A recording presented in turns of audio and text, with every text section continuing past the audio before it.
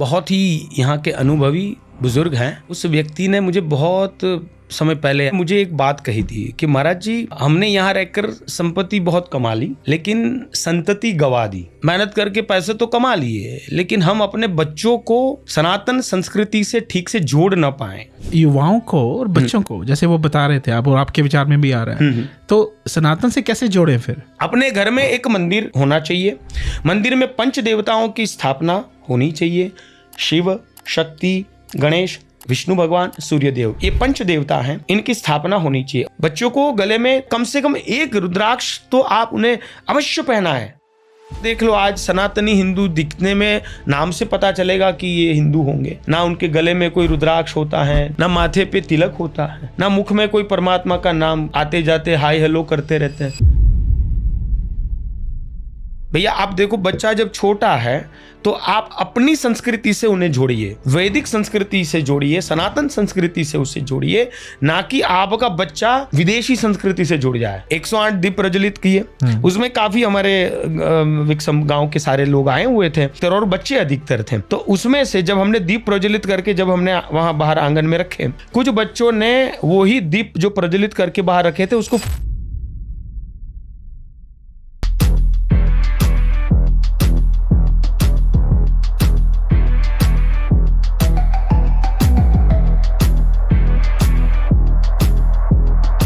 हर हर महादेव। आशुतोष जी कैसे हैं आप? हर हर महादेव रोहित जी, बस महादेव जी की कृपा है, बहुत ठीक है। आप बताएं। जी धन्यवाद आपका यहाँ आने के लिए पॉडकास्ट में। हमने पॉडकास्ट की शुरुआत ही आपसे की थी, तो दिल से आभार है आपका यहाँ आने के लिए। नहीं, बस महादेव जी की कृपा है और आपका प्रेम स्नेह है कि इस प्रकार से ये वार्तालाप करने का सहयोग प्राप्त हो रहा है। तो हम भी बहुत प्रसन्न हैं आपके साथ ये संवाद करके। जी, हर हर महादेव, हर हर महादेव, हर हर महादेव। सो मैं आपके प्रवचन सुन रहा था, उस आई थिंक दिवाली टाइम पे था, एंड बीच में जो आपके प्रोग्राम हुए थे, तो वहाँ पे हम बात कर रहे थे सनातनियों की स्थिति विदेशों में।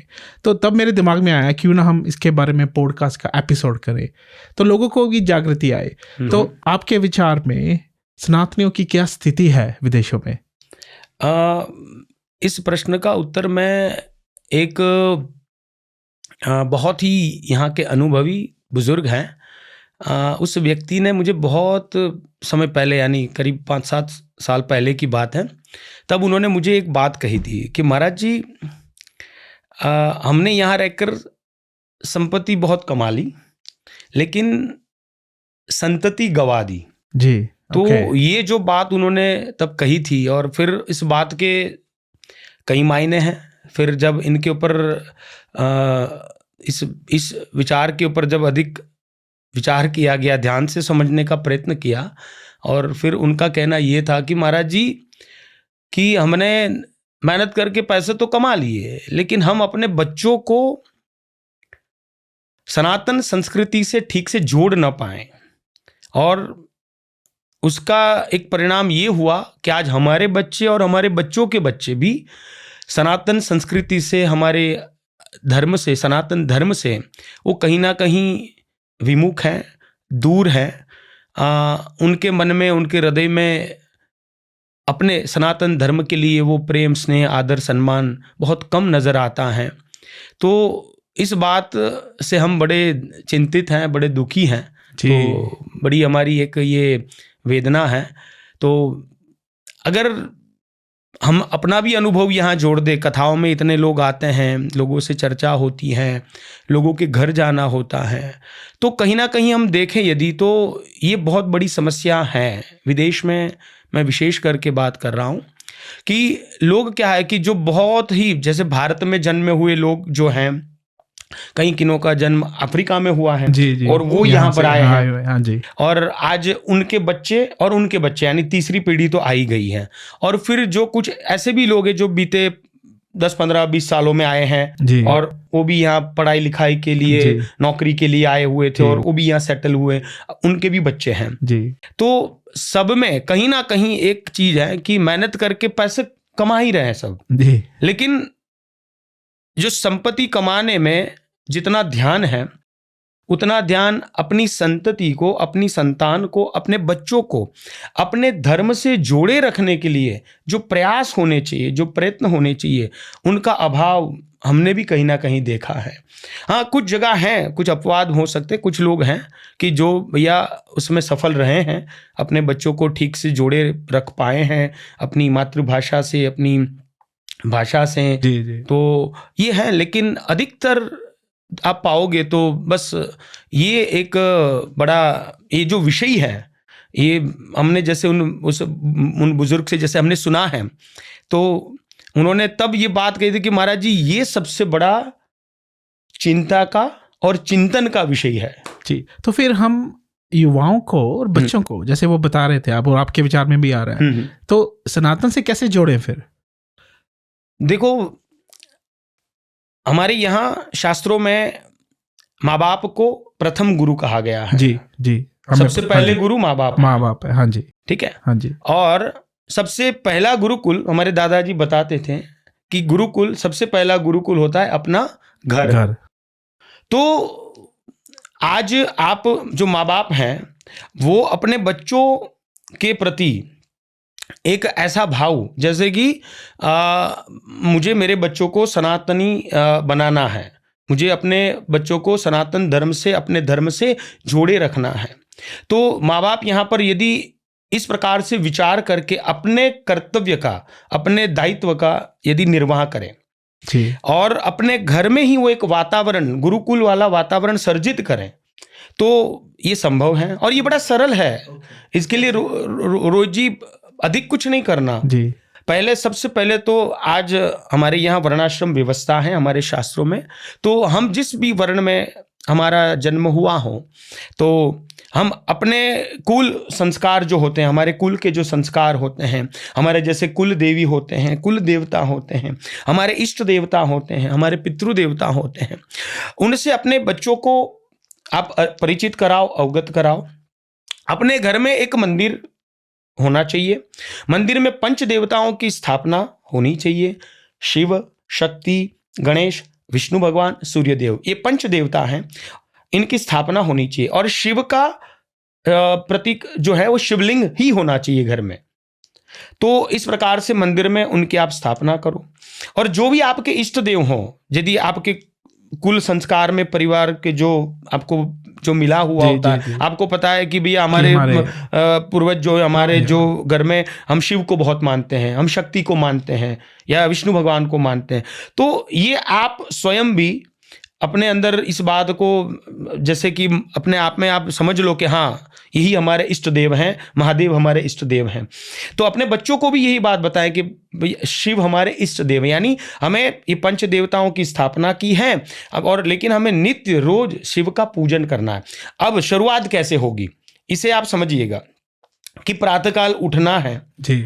मैं ये इन लोगों के लिए कहना चाह रहा हूँ विशेष, कि जैसे जिनके घर में बच्चे अभी छोटे हैं, 2 साल 3 साल 5 साल की आयु वाले हैं और विदेश में रहते हैं, अकेले रहते हैं, घर में बड़े बुजुर्ग नहीं होते, अधिकतर यहाँ पर परिवार में पति पत्नी और बच्चे होते हैं केवल, तो अपने घर परिवार से दूर रहते हैं। तो ऐसे लोगों के लिए कि भैया अपने घर में मंदिर है, मंदिर में ये पंच देवताओं की स्थापना है, हम अपने बच्चों को आप सबसे पहले प्रातःकाल उठ के सब बच्चों को स्नान इत्यादि करा के माथे पे तिलक लगाएं। तिलक लगाने की एक आदत उनमें बननी चाहिए। आप तिलक लगाएं, तिलक लगा के फिर चलो अब हमें पूजा करनी है, तो मंदिर में ले आएंगे, तो बड़ी सरल पूजा, ज़्यादा उसमें वो नहीं कि हम सब कुछ उनसे एक ही दिन में करवा लें, लेकिन वो देखना है हमें ये देखना है कि उनको हम सिखा रहे हैं। यहाँ पर आप माँ बाप गुरु के तौर पर हैं, बच्चे आपके शिष्य हैं, आपको उनको वो संस्कार देने हैं। तो आप उसे चलो पूजा करेंगे, तो शिवलिंग है तो शिवलिंग के ऊपर ठंडे जल का अभिषेक करेंगे।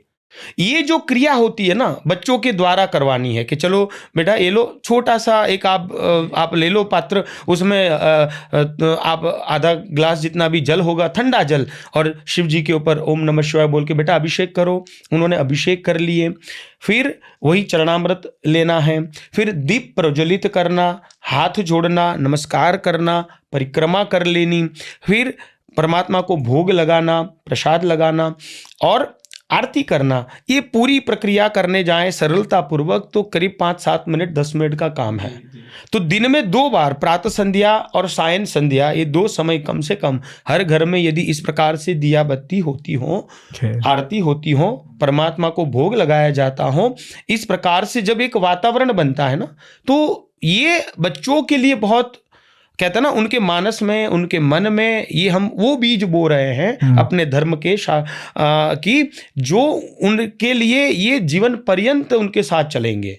और रोहित जी, आपका भी अनुभव रहा होगा, हम और आप भी जो कुछ आज बहुत सारी, अगर हम भी कुछ पूजा कर रहे हैं, कुछ परमात्मा का जो हम ध्यान कर रहे हैं, तो आज हमने भी तो अपने घर में से ही देखा होगा कि हमारे घर में हमारे दादाजी, हमारे पिताजी, हमारी माताजी सारे करते थे। तो वो देख कर जो एक, कहते ना कि वो वातावरण बनता है। फिर हाँ, इसके साथ साथ आप अपने बच्चों को धर्मशास्त्र से जुड़ना कि भैया दिन में एक बार शाम को सुलाते समय आप चलो, महादेव जी का ग्रंथ है तो शिवपुराण है, अगर आप वो सुना सकते हैं।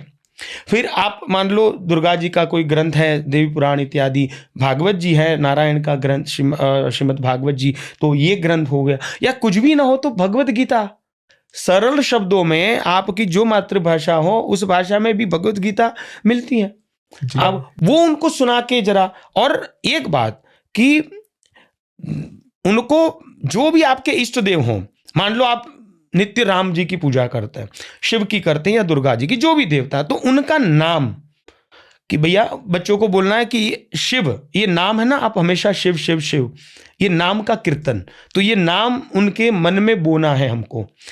या राम का नाम तो राम का नाम है, 5 देवता है लेकिन पूजा एक महत्व, एक देवता हमारे इष्ट देव होंगे, उनका नाम उनके मन में बोना है, तो वो एक कार्य। दूसरा, माथे पे तिलक लगाने की आदत, दूसरा।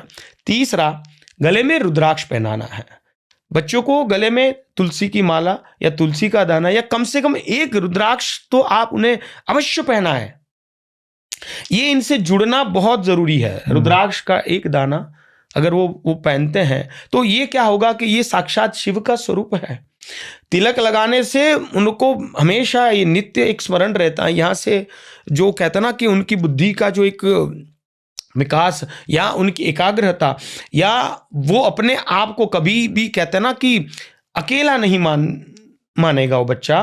तो अगर बेटा है, बेटी है, तिलक लगाने की आदत, क्योंकि आप अधिकतर देख लो आज सनातनी हिंदू दिखने में नाम से पता चलेगा कि ये हिंदू होंगे, बाकी देखकर तो आप उसमें ना उनके गले में कोई रुद्राक्ष होता है, तुलसी की माला होती है, ना माथे पे तिलक होता है, ना मुख में कोई परमात्मा का नाम, बस आते जाते हाय हेलो करते रहते हैं। तो इससे ये होता है ना कि ये वातावरण जो हमने कहा ना गुरुकुल वाला, तो संयमित और पूरा एक ऐसा लगना चाहिए बच्चों को कि हम अपने इस धर्म से इस प्रकार सदा जुड़े रहें। और जैसे एक बार उनको आदत लग जाएगी कि भाई रोज तिलक लगाना है जी, और रोज अभिषेक करना है। मैं सोच रहा था ये इस बारे में, क्योंकि जो मैंने सीखा है, मैंने अपने मोम डैड से सीखा है, उन्होंने अपने मोम डैड से, जैसे आप सही कह रहे हैं कि हम एज ए फर्स्ट टीचर, हमें फर्स्ट गुरु जो है घर में, हमें सिखाना चाहिए बच्चों को।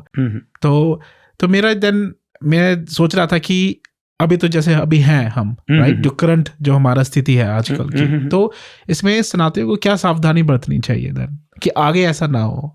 देखो, एक बात यह है कि एक तो हमने कहा कि गुरुकुल का वातावरण हमें घर में बनाना है, कि एक उनका जैसे कहना कि एक नित्य क्रम बन जाए कि प्रातःकाल उठना, तिलक लगाना, पूजन करना, भगवान को भोग लगाना और आरती इत्यादि करना, और ये जो क्रम बन जाए उनका, तो भाई मुझे शाम को सोने से पहले परमात्मा को स्मरण कर लेना, घर में कुछ ऐसे सत्संग का कुछ वातावरण बनाना, तो ये एक क्रिया है। और सावधानी साथ में जो बरतनी है कि इससे विपरीत कि आप ये माँ बाप को ये देखना चाहिए कि जैसे एक शिक्षक होते हैं ना, वो अपने बच्चों को जो शिक्षा देते हैं, तो फिर वो मान लो कुछ परीक्षाएं भी करते हैं या उनके ऊपर इस प्रकार से नियंत्रण करते हैं कि वो खुद देखते हैं कि मैंने जो इनको सिखाया वो उनके दिमाग में बैठा है या नहीं, ये बात मेरी उनके हृदय तक पहुंची है या नहीं। या आज वो खुद से अपने आप कुछ लिख लेता है, पढ़ लेता है कि नहीं। वैसे ही तो आप देखो कि यहाँ पर कि ये पूरी तरह आप एक प्रकार से ऐसा निरीक्षण करते जाओ कि ये मैं जो रोज करा रहा हूँ आज अब उनको हृदय में ये बात बैठ रही या नहीं। वो मन से भी कभी ये आप न भी हो तो नहीं लाओ मम्मा पापा मुझे तिलक लगाना है या मुझे अभिषेक करना इत्यादि, ये एक बात है। तो वो आपको देखते जाना पड़ेगा। और साथ ही साथ एक सावधानी वाली जो बात है, तो एक तो ये निरीक्षण करना, ये भी एक सावधानी बरतने वाली बात है।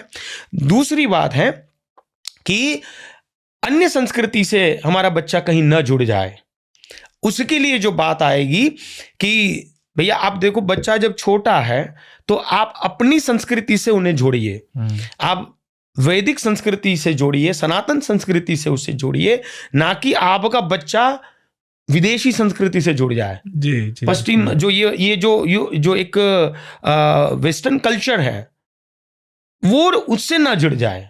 ठीक है, अब देखो लेकिन होता क्या है, आज आप और हम बैठे हैं, आपका अनुभव रहा होगा रोहित जी, और कि अधिकतर घर में क्या ऐसा ये गुरुकुल जैसा वातावरण पाया जाता है। तो मोटा अगर मोटी मोटी बात करें और सच्ची बात करें, अगर हार्टली हृदय पे हाथ रखे तो कि नहीं होता, हाँ। ऐसा नहीं होता, हाँ। अब ये नहीं होता, ये तो दुर्भाग्यता है जी, ये तो दुख की बात है। बिल्कुल। लेकिन उससे भी बड़ी दुख की बात यह है कि इसका उलट होता है।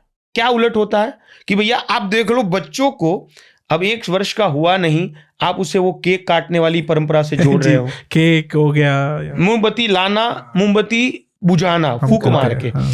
उससे आप जोड़ रहे हो। वही वो ताली बजा के पिटवा के हैप्पी बर्थडे। अरे आपको ये कहाँ, ये किसने आपको बताया, इससे क्या हो रहा है? आप हमारे यहाँ हमारे शास्त्रों में प्रभु श्री रामचंद्र भगवान, श्री कृष्ण भगवान की प्रागट्य दिन है, हम उनकी तिथियां मनाते हैं, तो क्या उनमें हमारे शास्त्रों में कहीं ये सारी बातें हैं? नहीं है। तो हम अपनी संस्कृति से जोड़ने के बजाय हमें, और वो हमारा बच्चा उससे जुड़ रहा है कि नहीं, उनकी हमें कोई चिंता ना करते हुए हम उलट ऐसा वातावरण बना रहे हैं कि जिससे अपनी संस्कृति से तो छोड़ो, वो दूसरी संस्कृति से हम उसे जोड़ रहे हैं। तो ये दुर्भाग्यता है कि आज उसका नतीजा क्या है पता है? मैं एक आपको उदाहरण देता हूँ। ये इस दीपावली का उदाहरण है। जी। क्या हुआ था पता है? दीपावली में आपको पता है अपने यहाँ पर 108 दीप प्रज्वलित हुए विश्वनाथ धाम में। ठीक है, तो 108 दीप प्रज्वलित किए, उसमें काफी हमारे विक्रम गांव के सारे लोग आए हुए थे, तो अधिकतर और बच्चे अधिकतर थे।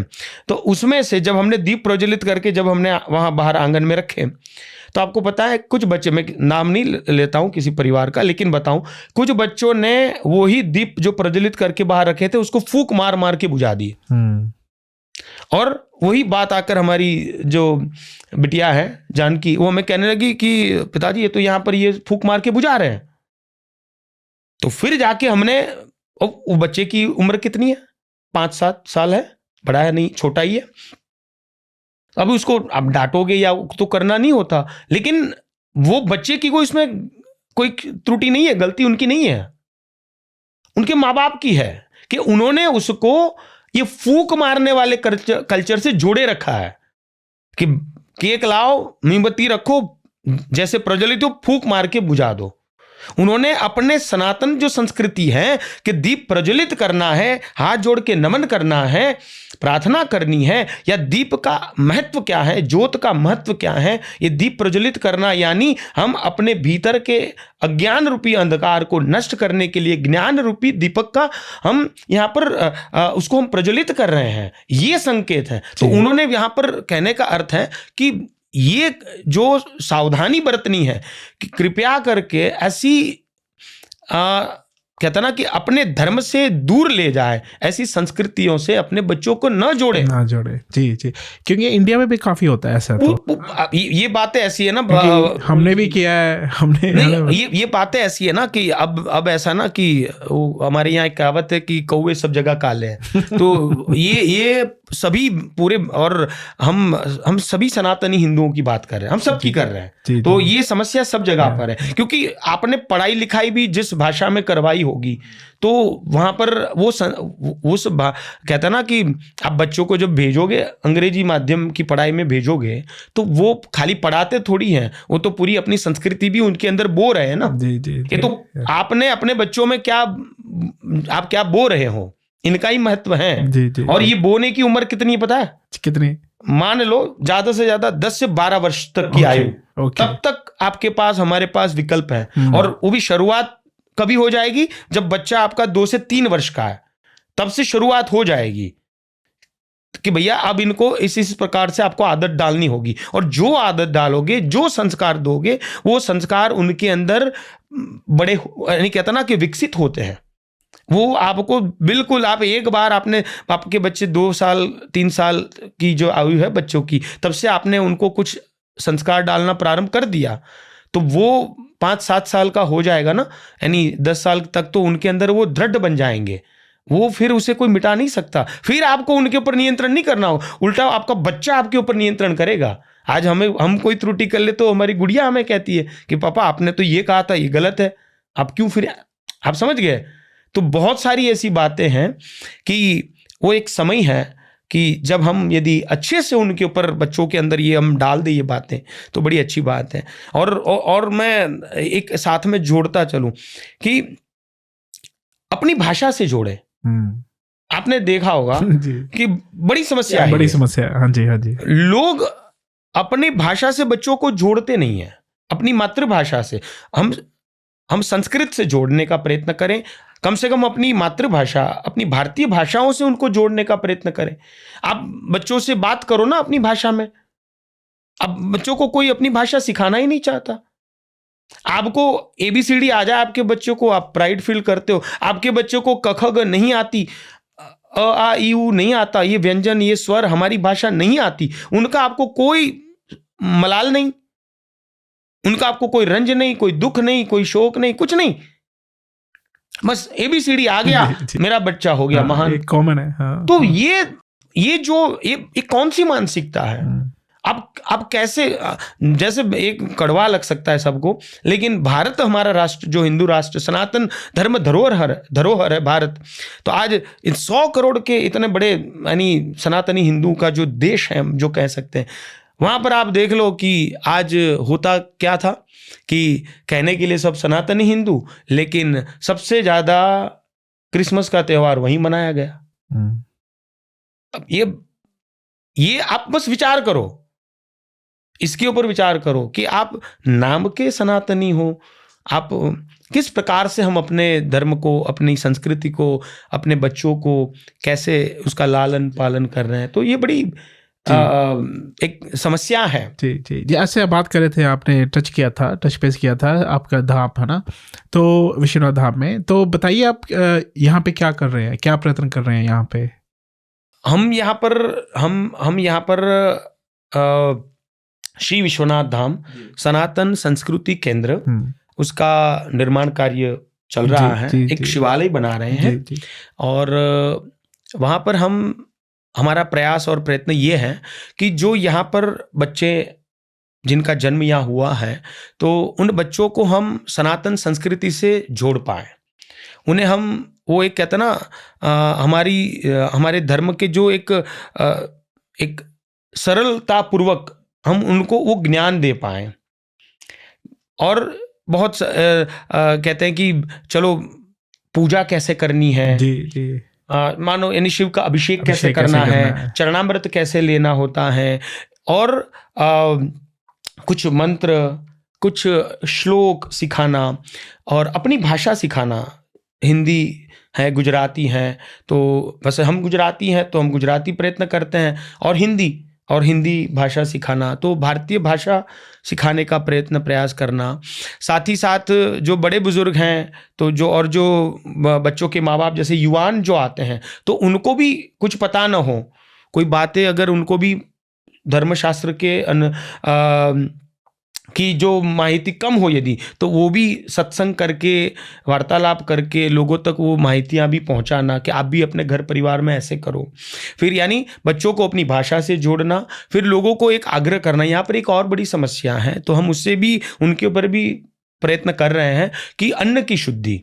जी तो लोग जो जिस प्रकार से मांसाहार से जुड़े हुए हैं, जी तो उनसे काफी लोगों है को, यहाँ पे। युवाओं को, हाँ। सबको समझाना जी कि ये नहीं खाना चाहिए। अब शिव पुराण में स्पष्ट कहा है कि अभक्ष भक्षण महापाप है, मांसाहार महापाप है।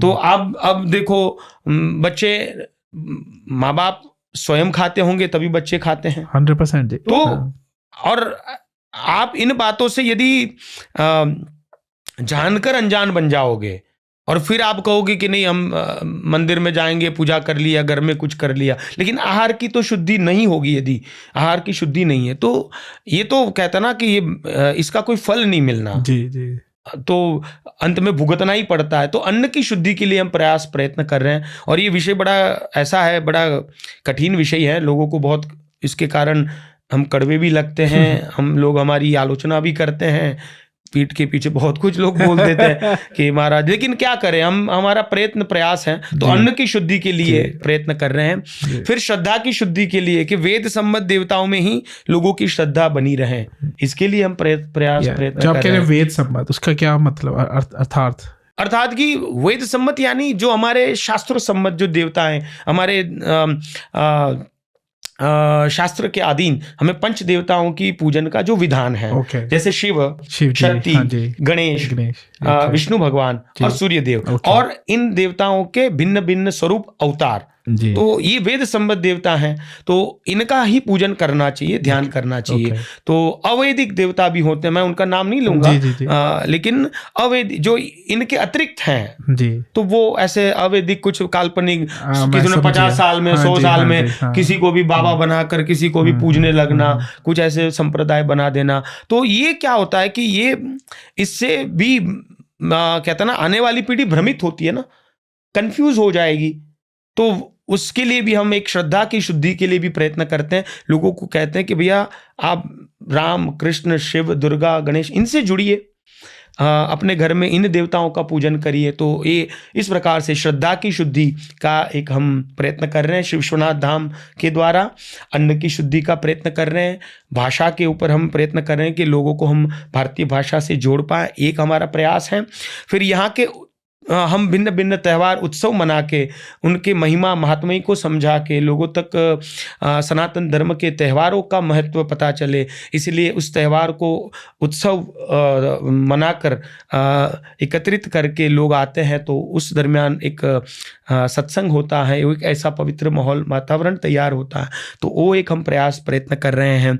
फिर जैसे हर अमावस्या शिव का पूजन करना, शिव सहस्त्र नाम के साथ, हर प्रदोष की तिथि, हर शिवरात्रि की तिथि, फिर हर सोमवार शिव महापुराण का पाठ, हर शनिवार बाल संस्कार कार्य हो रहा है, और हर महाशिवरात्रि को एक, और ये बड़ी रोचक बात है कि आप मानोगी नहीं रोहित जी कि महाशिवरात्रि, वैसे शिवरात्रि 12 आती है, 12 महीने की 12 शिवरात्रि होती है, लेकिन वर्ष में एक शिवरात्रि जो होती है वो महाशिवरात्रि है। उत्तर भारत के हिसाब से फाल्गुन मास की चतुर्दशी पकड़ लो, वैदिक पक्ष की, और कृष्ण पक्ष की, और दक्षिण भारत के हिसाब से माघ मास पड़ जाता है, तो उसकी वद पक्ष की, कृष्ण पक्ष की चतुर्दशी जो महाशिवरात्रि कहलाती।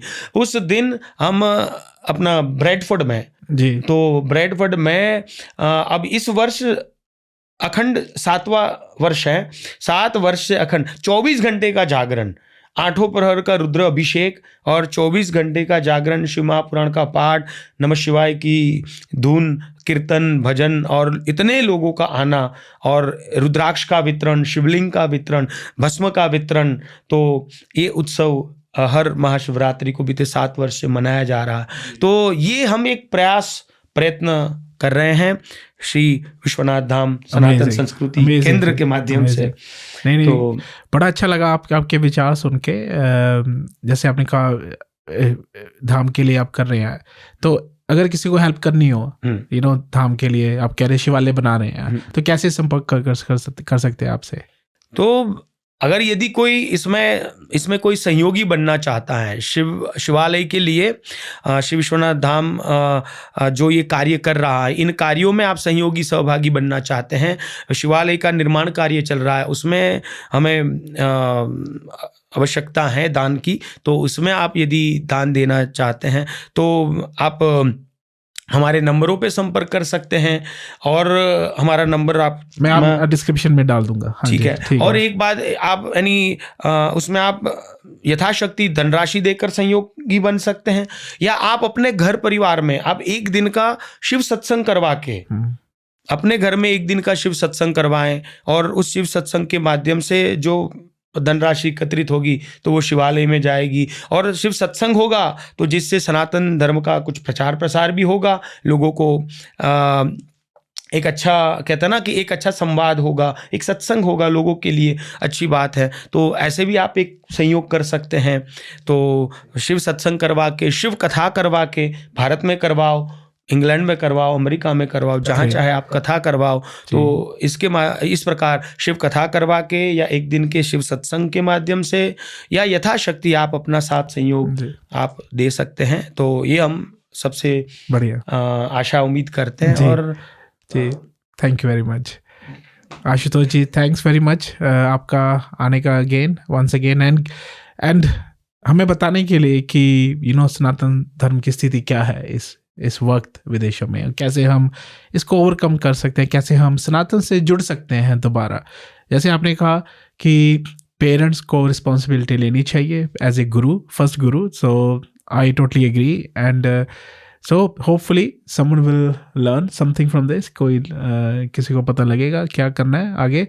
एंड मुझे ये भी पता है कि आप कैलाश मानसरोवर यात्रा पे भी जा रहे हैं, तो होपफुली हम उसके लिए भी पॉडकास्ट कर सकते हैं कि आप हम बताएं कि क्यों हमें जाना चाहिए कैलाश मानसरोवर। ज़रूर उस पर भी हम चर्चा करेंगे। और बस अंत में इतना ही कहेंगे कि हर एक माँ बाप अपना कर्तव्य दायित्व समझे और अपने धर्म के प्रति एक, कहता ना कि श्रद्धा भाव बनाए रखें, और इनसे स्वयं भी जुड़े रहें, अपने बच्चों को भी किस प्रकार हम इसे जोड़े रख पाएं, इनके लिए प्रयत्नशील होना पड़ेगा। तो ये यदि माँ बाप अपना कर्तव्य दायित्व निभाएंगे तो भी ये संभव है।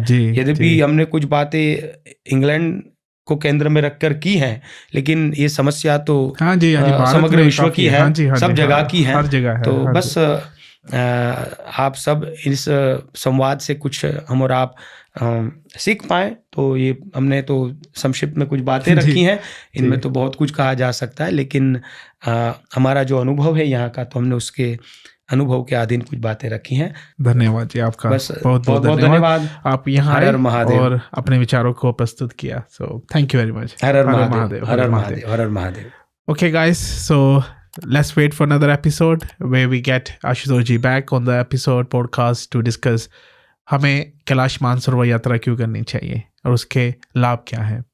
Till then, take care, stay safe, bye for now.